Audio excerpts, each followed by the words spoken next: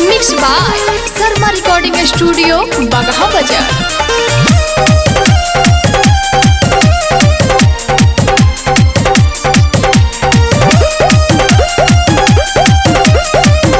आप सुन रहे हैं शैलेश राज को।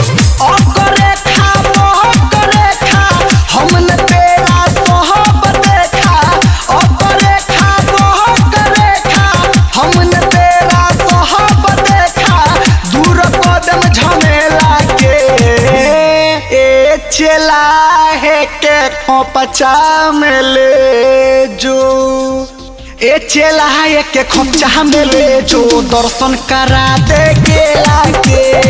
ए चला है के खोपचा में ले जो दर्शन करा दे केला के। हमने तेरा सोहब देखा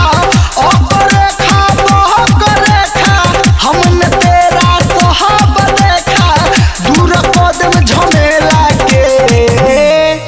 ए चला है के खोपचा में ले जो ए चला है के खोपचा में ले जो दर्शन करा दे केला के। ए चला है के खोपचा में ले जो दर्शन करा दे केला के। दर्शन करा दे केला के, केला के।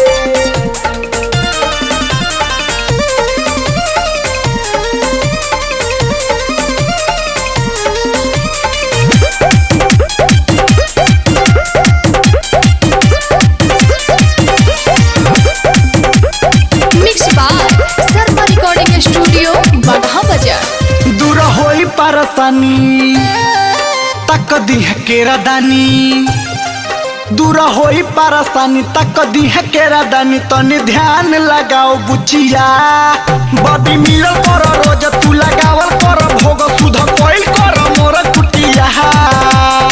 हमई होई हथ फेरन बाबा पीछा से कम रोज देह खिले आगा। हमई होई हथ फेरन बाबा पीछा से कम रोज देह खिले आगा। आइल कर सझिया के बेला के। ए चला है के खोपचा में ले जो ए चला है के खोपचा में ले जो दर्शन करा दे केला के। ए चला है के खोपचा में ले जो दर्शन करा दे केला के। दर्शन करा दे केला के, केला के।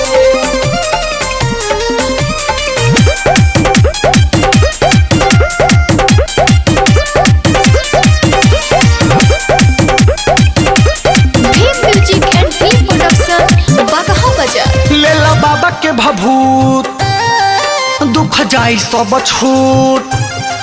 लेला बाबा के भभूत दुख जाई सब छूट। लेके मला बुची देह सगरी आव सट तनी जोरी छुआ दी जोरी होने कुटिया में चल कगरी।